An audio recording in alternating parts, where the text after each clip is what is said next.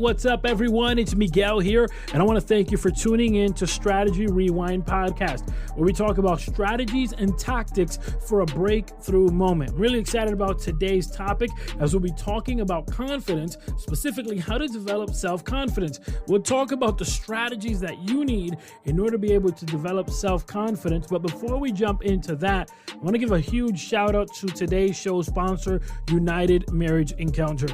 United Marriage is an organization that focuses on providing practical yet powerful strategies for communication within a one-man, one-woman marriage. And I'm telling you, they host awesome events. Most recently, they hosted an event here in upstate New York called The Drift. The Drift focused on how to combat those moments where you feel like you and your spouse are drifting away emotionally, where you're drifting away on what the idea economically is for your household, where you find yourself bringing on board ideas, concepts that may not be beneficial. How do you fight that drift? And I'm going to tell you, it was a powerful, powerful event. So I want to encourage you to head over to unitedmarriage.com. That's unitedmarriage.com, or just click on the link in the show notes, because there you can be able to check out next events happening that, well, may be happening in your neck of the woods. There's also a massive event called the United Marriage Encounter, which takes place over a weekend, where they provide powerful strategies for communication. I mean, you walk in through the door and initially there's this meet and greet, but the whole weekend after that is about you and your spouse, and making sure you and your spouse have the necessary strategies to have powerful communication, And really, communication is a skill that we can always keep sharpening. UnitedMarriage.com is the website, and United Marriage Encounter is the organization. Such amazing organization. But let's get to the get. Today, we're talking about self-confidence. Oftentimes, we have difficulty on developing self-confidence. And so the question is, how do I develop it? Confidence is a comfort in your abilities and knowing what you're able to do.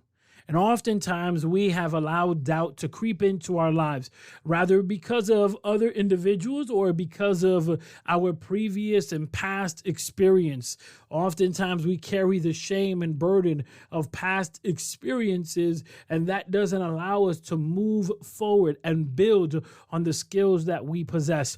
And in some instances, we allow other individuals to take their fears and cast it onto us, only creating a barrier from the greatness that we'd like to actually exercise and where we are right now. So how do we do it? How do we break beyond the barrier? And how do we develop self-confidence? Well, number one, in order for you to develop self-confidence, you have to picture yourself being successful.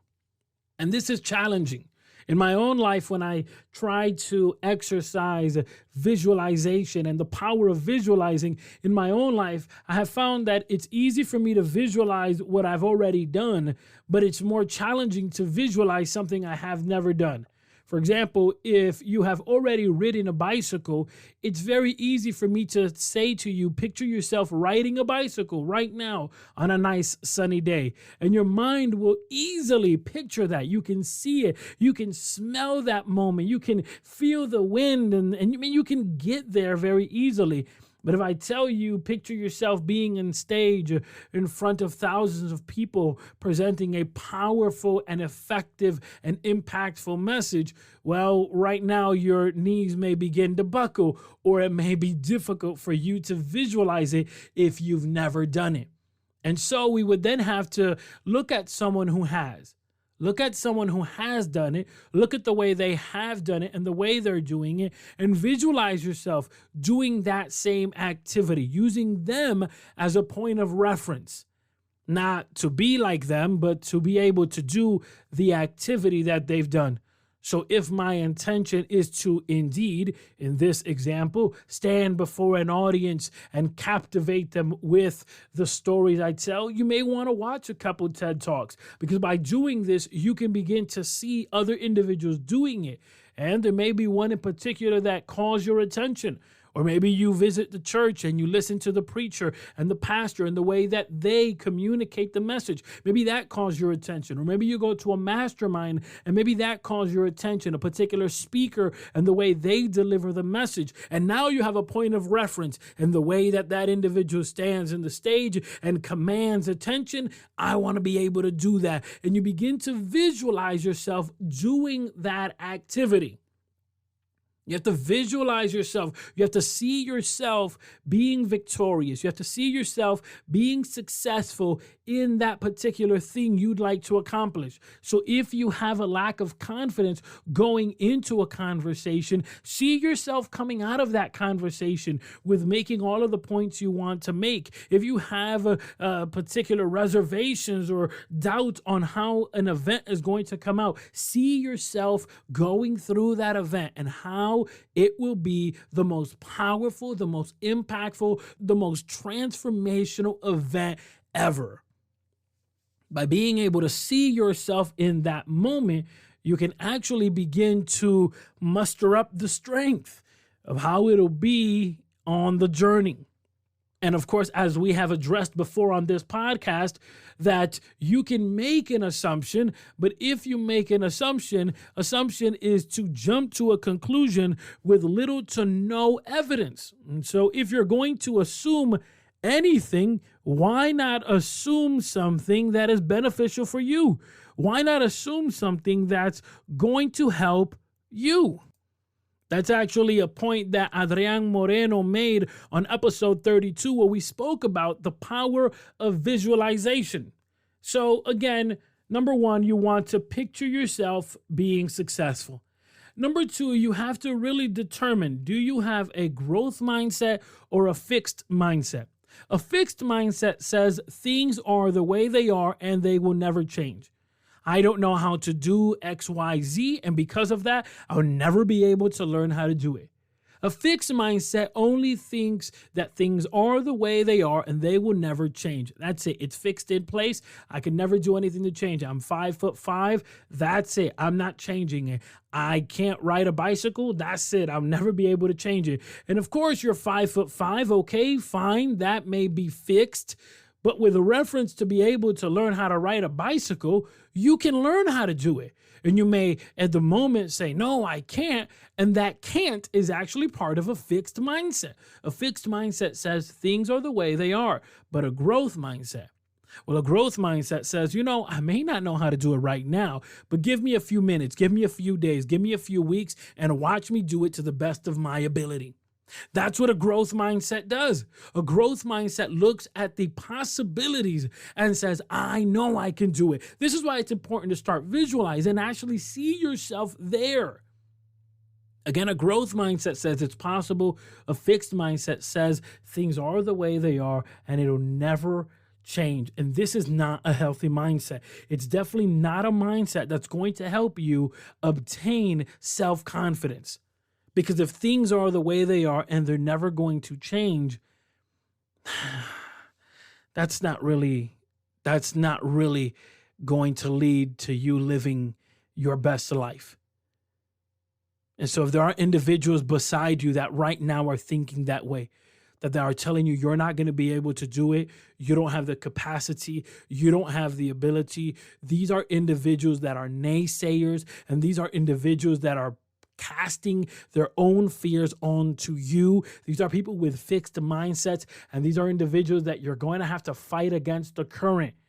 You're going to have to find other voices that say you can do it. You are able. You are capable. I'm telling you, just go ahead and turn the volume all the way up. Listen to me. You are more than capable. You are more than able. You have a God-given talent. You are called to shine, and you are called to impact the world. I mean, turn up the volume all the way up and go ahead and rewind it 30 seconds ago, because it's important that you understand this message that you can and you will grow.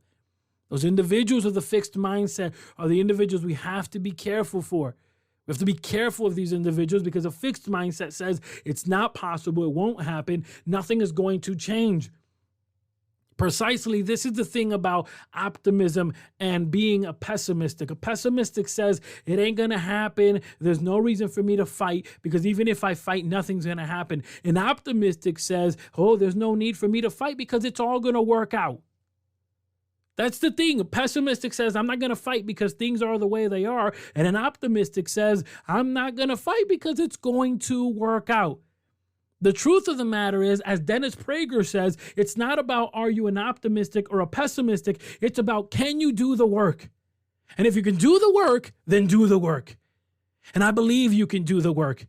You can do the work in yourself. You can do the work in the community that you're in. You can do the work to leave an impact. Number one, begin to see yourself being successful. Number two, begin to advance that growth mindset. And you say, Miguel, how do I do that? How do I work on a growth mindset? It's important the things that you read, the things that you hear, the things that you see are all things that are feeding into a world of possibility where you can have an impact.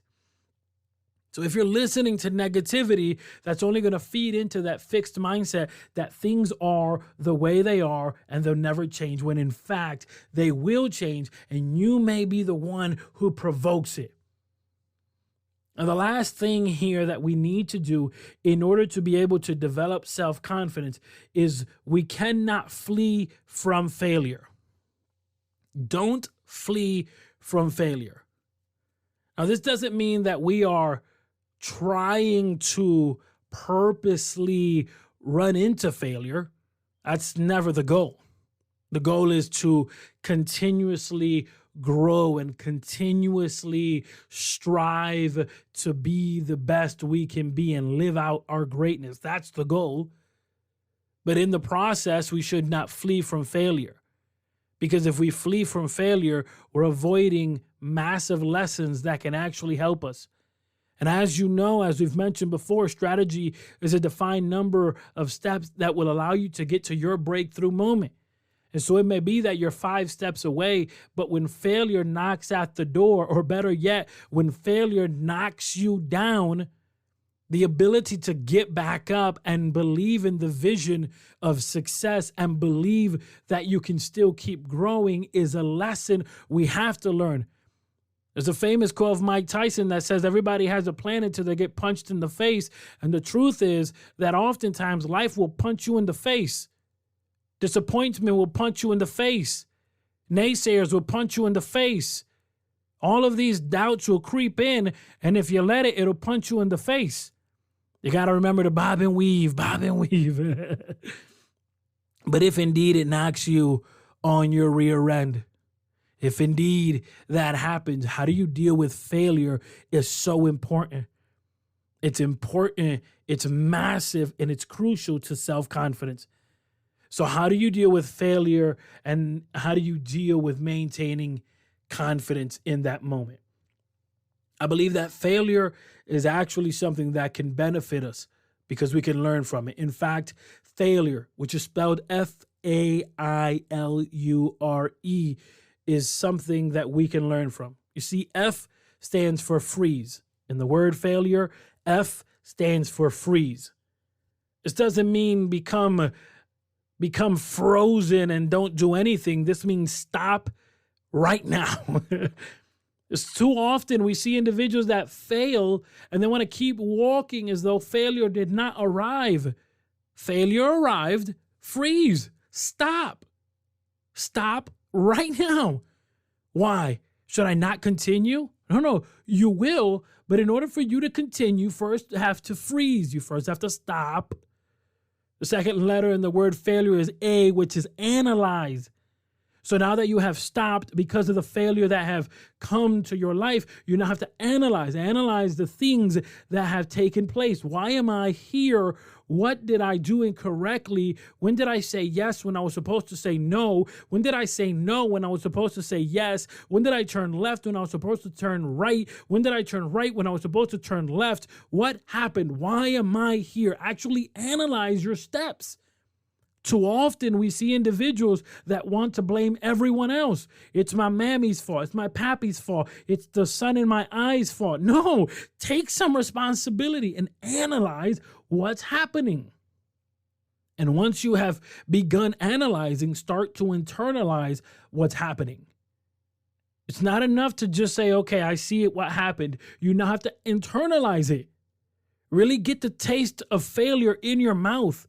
Let it sit on your palate for a little bit. Really feel the fact that failure has arrived and it's knocked you down. Feel this moment. Too often, people want to act as though nothing is happening and they want to ignore and keep walking. This is a moment for you to internalize. Okay, I know that I have failed. I know that I should have gone right. When I went left, I knew I should have pivoted, but I did not. It feels bad. It tastes bad. It smells bad. By bad, I mean disgusting. By disgusting, I mean like food that's been left out of the refrigerator for days on a hot summer day. It stinks. It ain't no good. You've got to get this detailed and you've got to let that sit in. Because as you begin to internalize this should awaken in you the desire to continue forward. So you freeze, you analyze, you internalize, and then you learn. You learn from exactly what happened. You learn. Because as you learn, then you're able to understand. As you learn exactly what happened. And this part of learning may require you engaging in conversation with other individuals. May require you going back to the drawing board. Reading, watching video, watching talks, talking to people, find a mentor, a coach, do something that can actually help you gather further information on, okay, I understand I should have gone right instead of going left. I should have said no instead of saying yes. But exactly what do I do now from here, from where I am? Because if strategy is a defined number of steps to get you to your breakthrough moment and you were 5 steps away, it's possible that failure knocked you 3 steps back. So now you have to learn, how do I move from where I am? Really understand, how do I move from where I am? This would also force you to recalculate. It's not enough to analyze. It's not enough to be able to say, okay, should have gone left, but I went right. All right, let's go at it again. No. No. All right, you did good because you froze, you analyzed, but now you have to internalize. Taste that loss. Taste that failure. Feel that failure. Because that's actually going to help you. That's going to become fuel. Now go ahead and learn. How do I move beyond where I am? How do I move beyond that hurdle? Because some hurdles in life are like a test. You're going to keep facing them until you pass them. Then you've got to understand exactly what needs to happen. And then you recalculate. All right, I'm ready. I'm primed for success. And now you execute. That is how you face failure. Too often we see individuals that want to analyze and then execute. You ain't got nothing to execute yet. You need to go back and internalize. You need to go back and learn. You need to go back and understand. You need to go back and recalibrate before you can execute. This is appropriately how you deal with failure and still maintain self-confidence. Too often, individuals are on their journey to a breakthrough moment and something happens. Something comes out of their blind side and knocks them out. Some unforeseen circumstance that they did not account for takes place. And instead of them rising up like the phoenix out of the ashes, they just stay there. They just stay on the ground, and you are too good, too great to stay on the ground, to stay on the canvas. Yes, indeed, everyone has a plan until they get knocked in the face. But the individual with a strategy is the one who gets right back up. The individual who understands what is their motive, the individual that has a fixed vision, not a fixed mindset, understands that come hell or high water, I'm going to see my breakthrough, and not a nothing anyone can do to stop it. Aim for more. Having listened to this episode, I know that you're ready to run through a brick wall. But the truth is that you need the strategy that's going to allow you to aim for more successfully. So if you're ready to take the next step, the next leap into that breakthrough moment, I want to encourage you to click in the link in our show notes, because there you can set up a free 30-minute strategy session with me. It is imperative that you would set forth a strategy so that you can have your breakthrough moment, making this the greatest year, the greatest month, the greatest week, the greatest day, the greatest hour. And it all starts with this 1 second of you clicking on the link and setting up that 30-minute strategy session.